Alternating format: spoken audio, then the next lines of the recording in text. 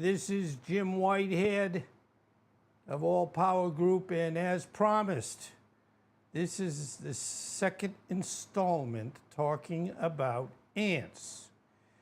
And I want you to watch this before you go to church. Not that there's any relationship, it's just get it over with. Anyway, okay. The one thing we're going to discuss is the social structure of ants in a highly organized hierarchical consisting of distinct roles and specialized castes.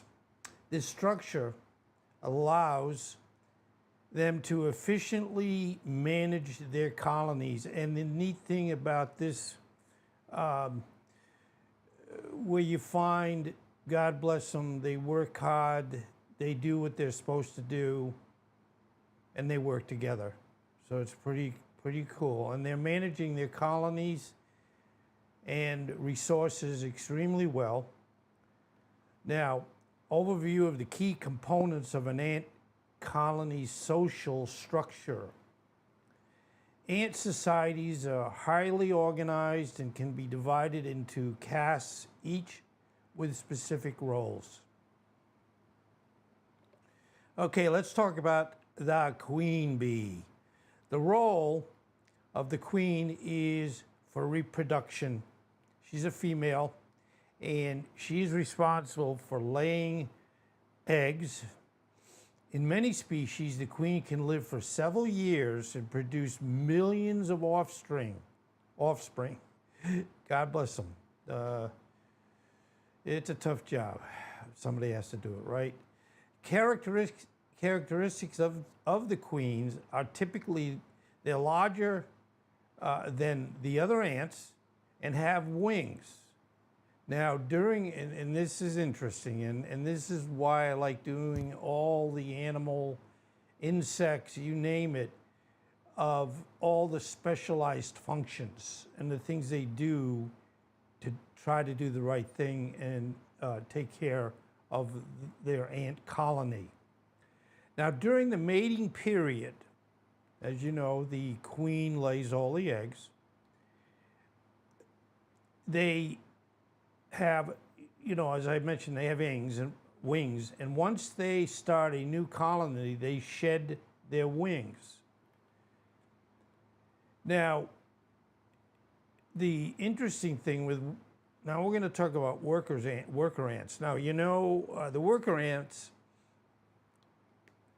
are sterile females responsible for foraging, caring for the queen's eggs, maintaining the nest, and defending the colony. Boy, they pulled the short straw.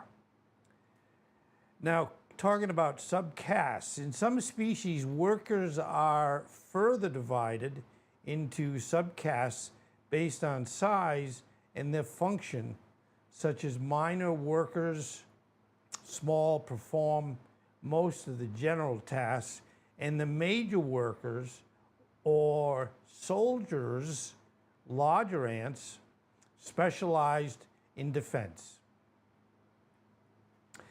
Now let's talk about the male ant drones. Now, male ant drones, the primary role of the male ants is to mate with the queen. Now that sounds like the good news. There's bad news with this.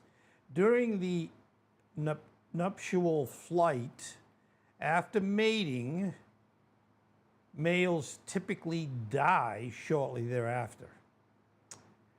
So, I don't want to be a wise guy, but I hope it was worth it. But anyway, the characteristics of the males are usually they're smaller than the queens, but larger than the workers, and have wings for that nuptial flight. So they both fly out of the nest together, and they mate, and then unfortunately the male dies. Kind of not fair. And then the queen goes back to the colony. Now, the Another aspect of the colony, it's got what we call a brood. The brood consists of eggs, larvae, pupae. The workers take care of the brood by feeding, cleaning, and relocating them within the nest based on the developmental needs. Excuse me. They just kind of hang around, do this all housekeeping, making sure that they all have what they need to survive. Now, some of the we're going to get into the key behaviors and dynamics. Communication. Ants communicate through pheromones, sounds, and touch.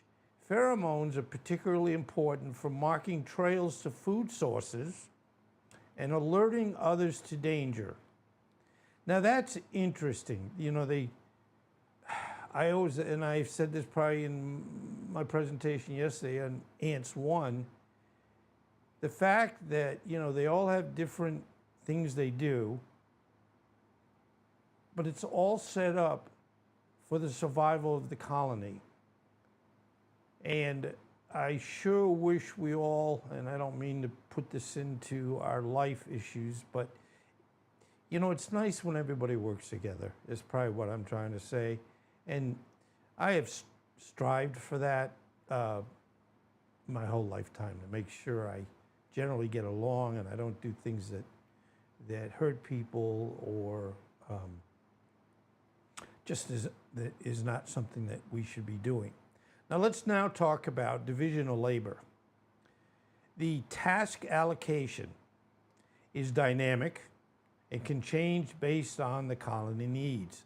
Now again, that's showing them thinking beyond, well, I always do this every day the same way.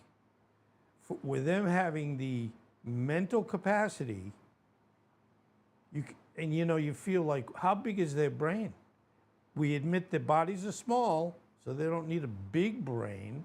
But the point is, they are able to adapt to the conditions, especially negative conditions that could threaten the colony.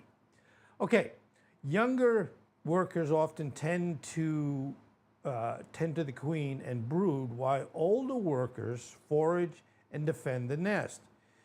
Again, it's nice where, it's one of those things where when you say, younger colony members do this, older colony members do that. How do they necessarily know how old they are? And I know, like we're trying to, how would you say, link this in the sense that, well, we do the same thing or we don't do the same thing. It's phenomenal how they can see what they have to do what they need to do, and help the colony. Nuptial flight. This is a critical event where virgin queens, in other words, it's kind of one of those, I guess you can't have too many hanging around, where the virgin queens and males leave their nest to mate. After mating, queen starts a new colony. And as I said before, the males die. So, it's such a sacrificial compliment that they do what is right and what they feel they need to do to either protect the colony or even start a new colony. Okay, nest structures. Complexity. Ant nests can range from simple burrows to elaborate underground cities, specialized chambers for different activities like nurseries, food storage, and resting areas. Wow, that is cool. Environmental adaptation.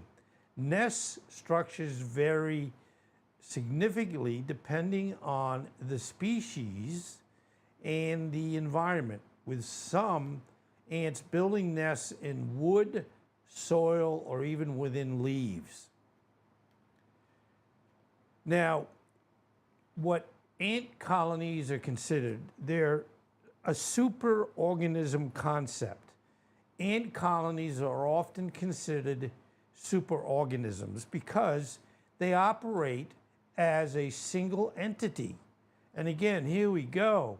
I'm not sure what the amount of typical number of ants you have in a ant colony, but they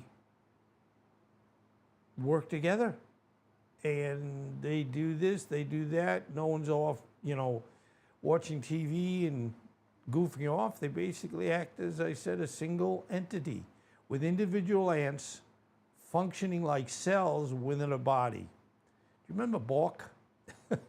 Star Trek? Anyway, the Bork, I should say. This collective behavior allows them to adapt and thrive in various environments. Now, understanding the social structure of ants reveals the incredible complexity and efficiency of those small insects, highlighting their evolutionary success and adaptability. So bottom line, they exhibit several fascinating aspects that distinguish them from many other social structures in the animal kingdom. These aspects include complex behaviors, we've already talked about that, remarkable adaptability. I know we say, hey, if something's not right and they need to do something, then they know they need to do it. And the intricate biological mechanisms. So, it's just amazing how these colonies function. What I find, as I say each time I do these live, I learn new things, and my goal is for you to learn new things. And I admit, some would say on the scale of 1 to 10 of what I really need to know to survive, this isn't really up real high, but it is kind of, in a general sense, it is a good idea to have it where you know how other communities of the world function, and sometimes you can get some clues as to things that we could do better. And, as I said earlier, the theme is trying to, in our own human society, all work together. And I know it doesn't work that way, especially lately, unfortunately, and this is not political discussion. But I feel we're all connected, and certainly the ants feel the same way. We all can help each other to benefit, to be safe, and to have a happy life. And, I think I'm very optimistic about life most of the time. And I feel that better days are coming, and we need to have better days are coming.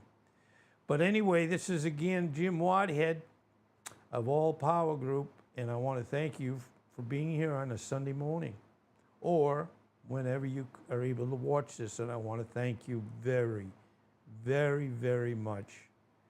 And be well, and thank you again for being here. I really appreciate it.